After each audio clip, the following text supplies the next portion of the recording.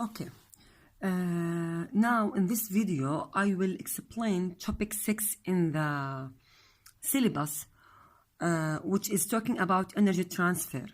Now you have to distinguish between the topics in the syllabus, as I said before, and the arrangement of the chapters in your book. Topic 6 in your syllabus has many types of, or talking about many types of fuel. Each type is mentioned in different chapter in your book. For example, the isotopes and the nuclear energy is mentioned in chapter 3 in your book, as you remember in the first term. The hydrogen fuel cell is mentioned in chapter 1. The crude oil and the natural gas is mentioned in chapter 11. So, the sources of the fuel and the types of the fuel are mentioned in different chapters, but here in this summary sheet I summarized them all because sometimes they are asking about all the types in one question, so it's much better for you to summarize them in one topic as this.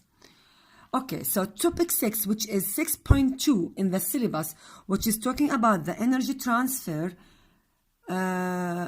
is talking about the types of fuel. We have the 3 main types of fuels: the fossil fuels, and the fuel that is coming from burning ethanol, and the fuel that is coming from hydrogen, and also the 4th one, a radioactive isotope that you have taken it in the first term. So we have 4 types of fuels. The first one is talking about the fossil fuel and the types of the fossil fuels, which are crude oil, coal, and natural gas.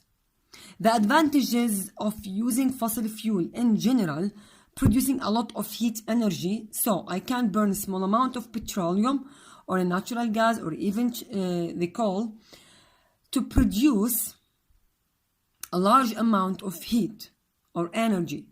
And it's relatively cheap if I compare, I know that it's not cheap, but if I compare it with another methods, with ethanol, with burning ethanol, or hydrogen, or radioactive isotopes, this one is the cheapest one.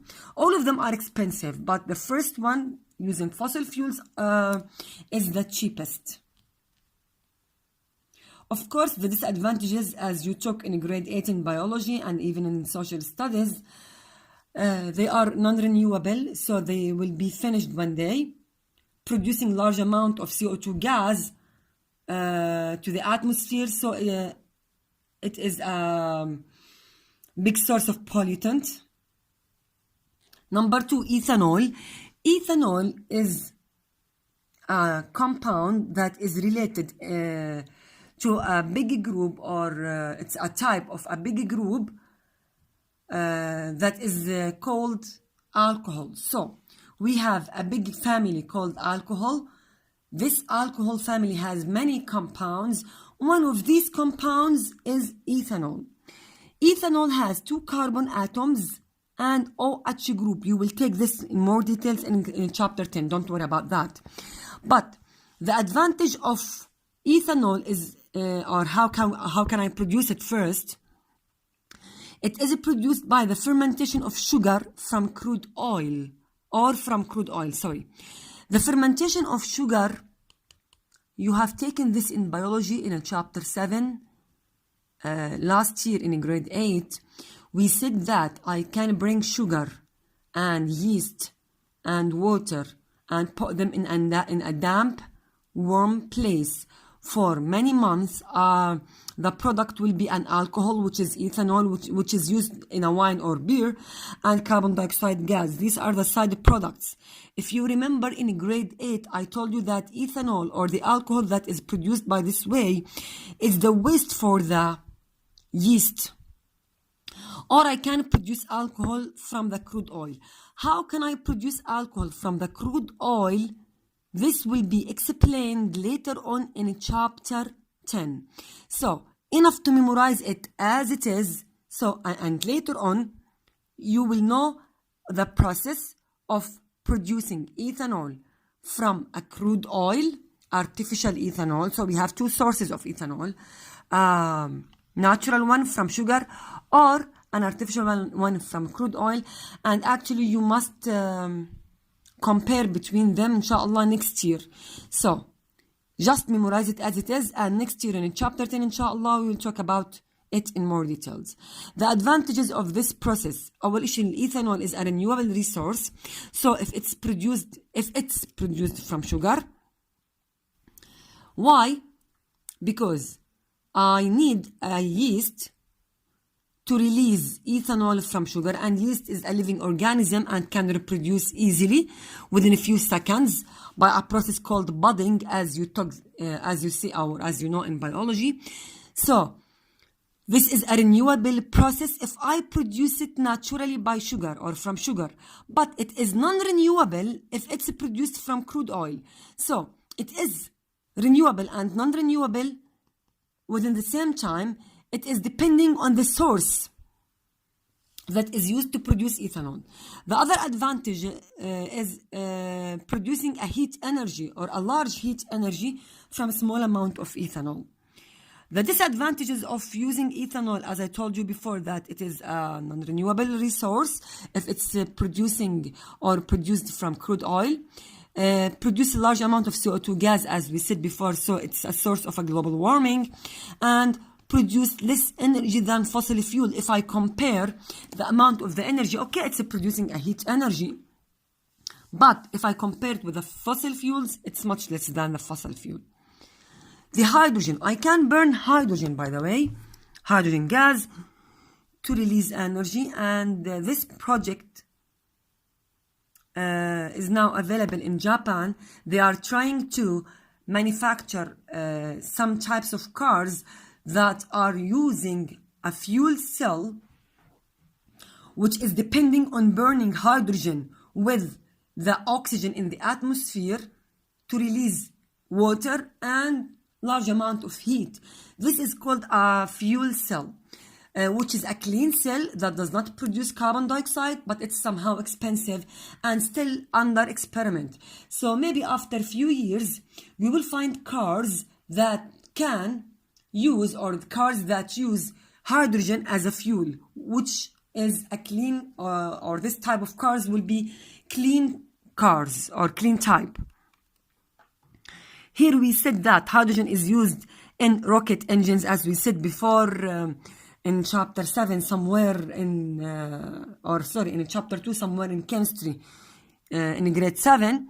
So they are using hydrogen because it's a light gas, so its density is very low, so I can use it in a rocket engines and in fuel cells to power some cars. We have some figure or some figures in page 17. These are the figures. Not necessary to know the details here. As you see, this is additional. So you don't need to know the mechanism or the process of producing or generating heat from burning hydrogen gas. Here, enough to know that we have something called anode, cathode, and electrolyte, and right here will be taken with chapter 4. So أنا actually I explained chapter 1, as I told you before, by the end of grade 10, but because I can't explain any other chapters because these other chapters need face-to-face explanation. That's why I choose chapter 1, because it's the easiest. So don't worry, I will come back to it and re-explain it. Explain these figures. So this figure right will be taken in chapter 4 in grade 10. Chapter 4 grade 10 to know the meaning of the anode and the cathode. So don't worry about that, you will take it later on.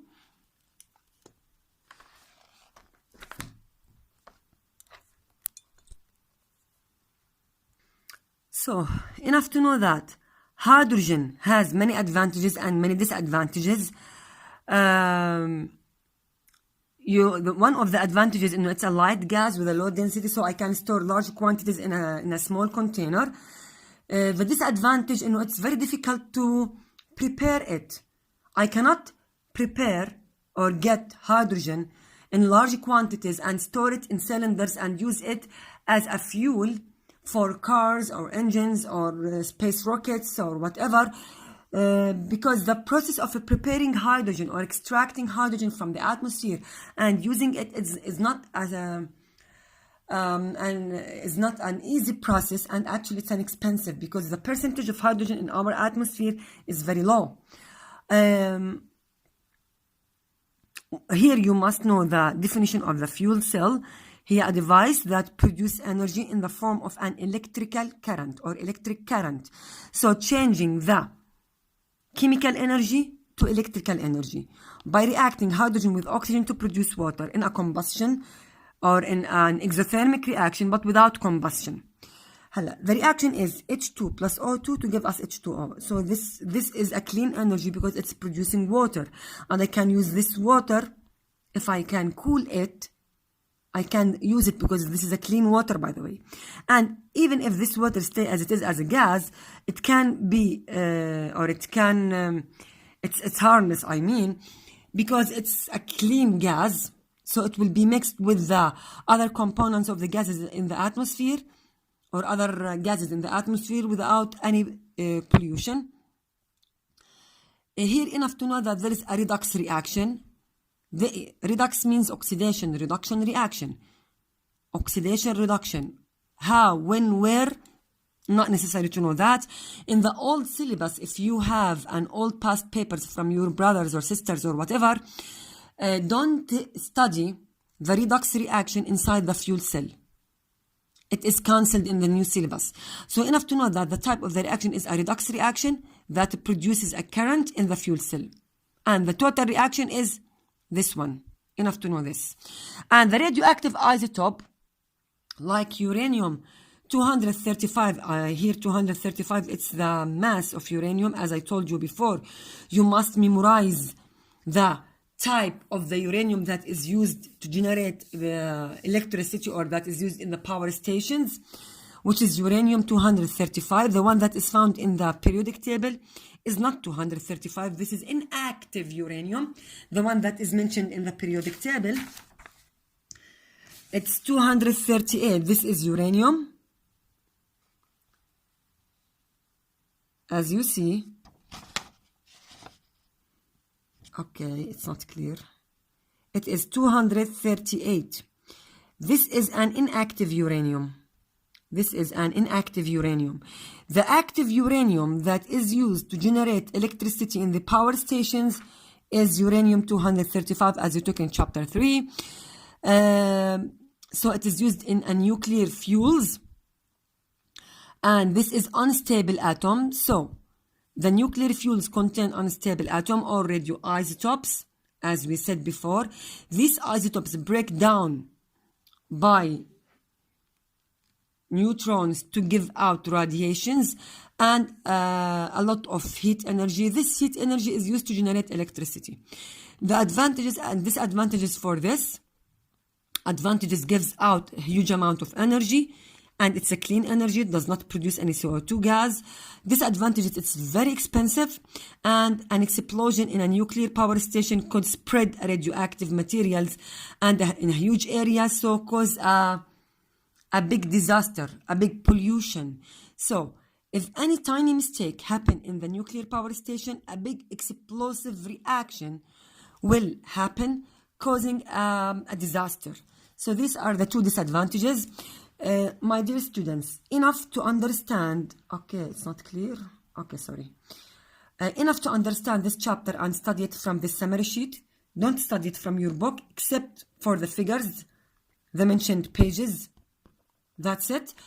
I'm going to give you a suggested past paper about this chapter, but don't solve all of them, because actually our final exam after 2 weeks is just a multiple choice exam.